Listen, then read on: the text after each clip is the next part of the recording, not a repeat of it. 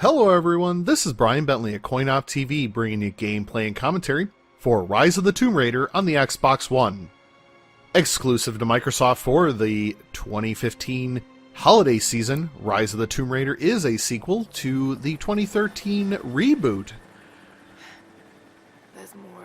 So this franchise is storied, there is no doubt about it, and I will be the first to tell you that when I saw it was releasing on the Xbox 360 and PlayStation 3, I was not necessarily enthused. I was a little nervous. Not really sure where it was going to go. It had some lackluster.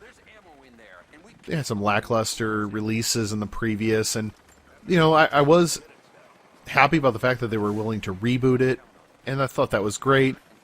But it really wasn't until I hit a lull. In that, January of 2014, when there really wasn't a whole lot out other than launch titles, and launch titles were all kind of terrible. So I picked up Tomb Raider Definitive Edition. And, wow, I was, really kind of blown away by how well put together it was, besides a few things here and there along the story that I felt were a little unnecessary to quote-unquote further her character. The 2013 Tomb Raider was really, really good. They did a fabulous job, just sort of putting it all together. So when E3 came around, and this was a big game, listed for Microsoft for this holiday, I was uber hyped. And there was very little disappointment here. Lara Croft is a fabulous... Oh, by the way, here we go. I'm just letting you know, this was this great idea I had. I'm not really sure why I thought that was a great idea, because it alerted bad guys to me, and then I missed his head, which, is terrible. But yeah, so I was super hyped for this game. Watch it. Poof. Oh, I did get him there. Oh, I thought I missed him. Oh, there I go. I missed him on the second shot. Anyway, first off, the graphics are phenomenal. The Crystal Dynamics just did a knock it out of the park job with this. The details are fabulous, especially when you get into areas where it's either raining or snowing. The weather effects are, top-notch. You're going to laugh, and I've said this to a few other people about this, but the hair physics. Yes, I understand, especially me, I am not the type of person who, is about hair physics or anything like that. In fact, I'm not even that big, graphics are nice. I just really love some of the beauty in this game, but honestly, like, there were just times where, she, especially like when you're put by a fire, or, it kind of, you move the camera around, the hair way it's falling down her face, just, especially when there are so many games out there that do terrible hair physics, or even make up a hair physics engine, quote unquote, that looks terrible as well. Rise of the Tomb Raider, just, man, it is so good. So good. Looks just absolutely beautiful. So the gameplay-wise, there is not a ton of difference between this and, the last Tomb Raider. So a lot of the combat skills, the gameplay, are all the same. Which is not bad. Like, let me get this out in the open now. At no point when I say anything feels the same is that meant with a negative connotation. Like, we're talking, this is a great game, and they, really, really hammer out those, those fine details. Now, I say that with a caveat. That caveat being, that's cool. I actually went around and destroyed servers when I could, just because I could. One thing I will say is that I didn't feel the dodge counter, which it was a staple for me in the first Tomb Raider. I didn't feel like it really did anything for me, you know. I don't know if it was just I had a lot of trouble reading the visual and audio cues for me to do the dodge in order to get that counter to happen. For instance, when you are in combat in a hand-to-hand situation, you press B, and Lara will do this kind of like, they call it scramble. I'm not really sure I would call it scramble. Whatever. So she does this scramble, and if it is quote unquote within this window, you will initiate a dodge counter. Now, I don't have the skill at this moment. Of course, there are audio logs, but I don't have that skill quite at this moment. But that's not really the point. I mean, you know it's a skill that's going to be coming.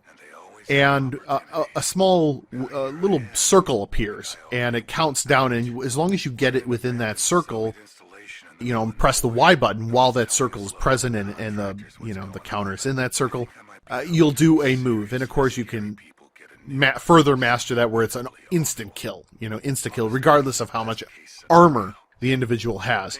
So it just, the the detection for that just didn't really hold up to snuff.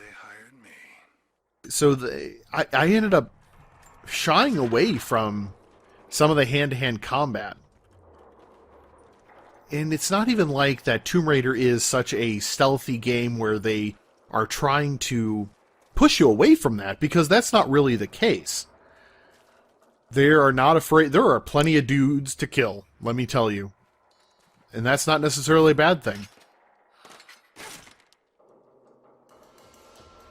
Regardless,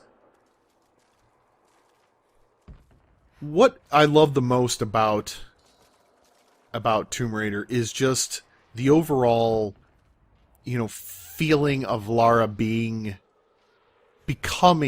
the Tomb Raider, right? So the first one was, she's scared, she's inexperienced. Now Lara has a few tombs under her belt. I'm not just talking about in this game. They make it fairly clear that this is, she's not a super veteran. We're not going to say that, but she is, for all intents and purposes, she's the Tomb Raider right at this point. And you get that feeling. You get that feeling in this game so much that there were times where I was doing, and I'm not talking about just set pieces, because obviously, like, when the game really sets you up for it, it, works out, right?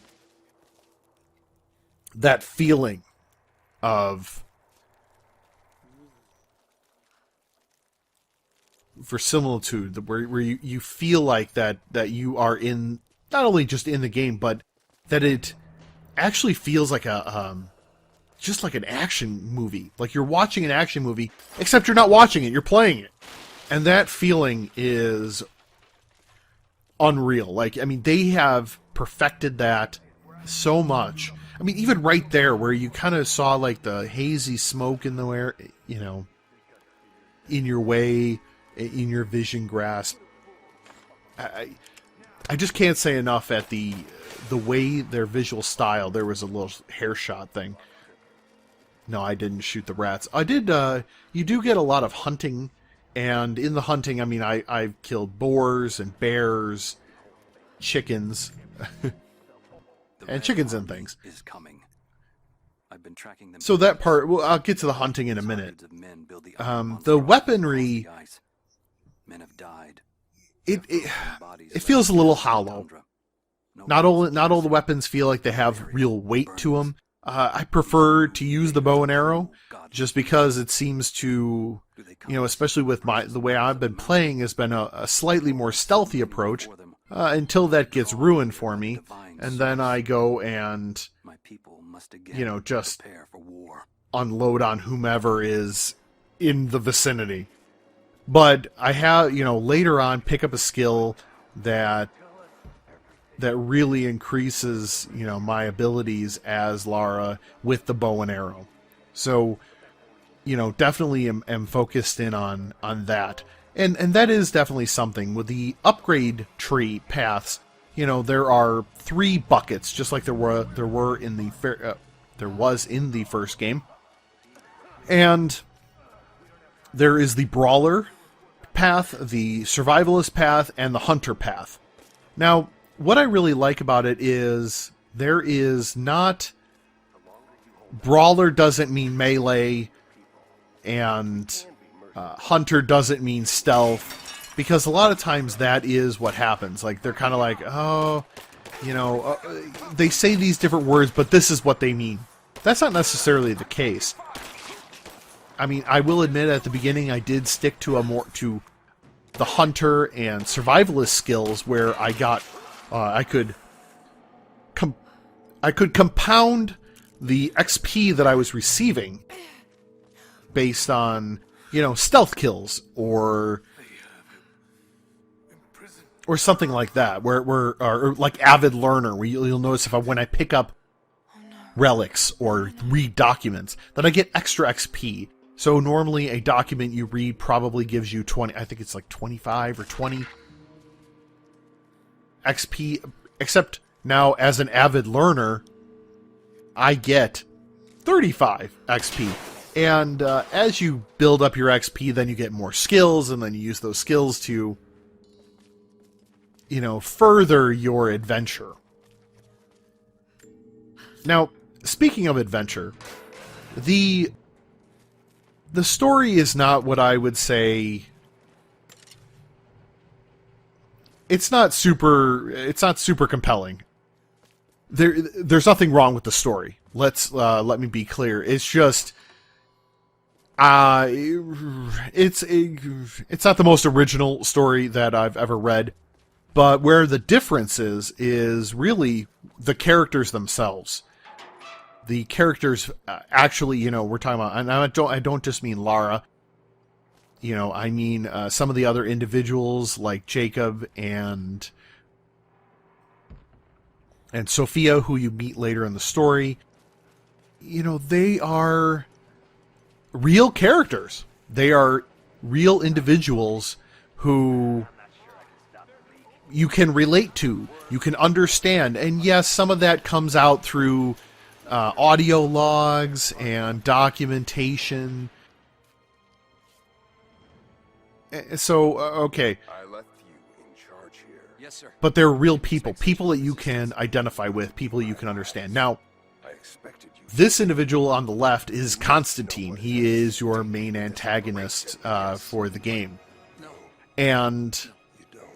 he is voiced by Clancy Brown. Now, you may not know who Clancy Brown is. He does a bunch of work, especially voice work. If you watch Hulk and the Agents of Smash, he is Red Hulk.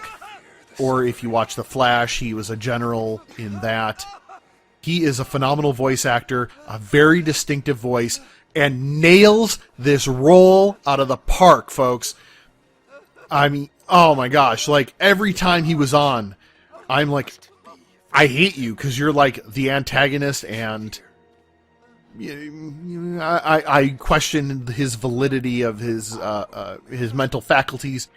But wow, he acts this out of the park. Just absolutely love him in this role. Remain faithful. Everything he does with this role, just fabulous. So that's kind of, you know, these characters are people that you can talk to, relate to. So really, the characterization is really, really good. Talked about it being a great like feeling like an action movie. So now here I am, I'm kind of using my survivalist skills or survival instincts. And you'll notice that there are some people in red and some people in yellow. Now the people in yellow are considered alone, for lack of a better term. And when people are alone, you can go and kill them and no one will know that they've been killed, as long as you kill them quietly. And of course you can get skills to help you with that being quiet part. But Still having trouble with the old so you're looking for people who are, you know, yellow, or who are yellow, and then you go and strangle them to death, just like I did. Or you put an arrow in their face. I personally like the arrow in the face. It makes me happy. Anyway, so he's in red. He can be, you know, if he dies, people will know. So now I will wait till he gets to a point where people aren't seeing him. Oh, there he is. All right, now it's time to...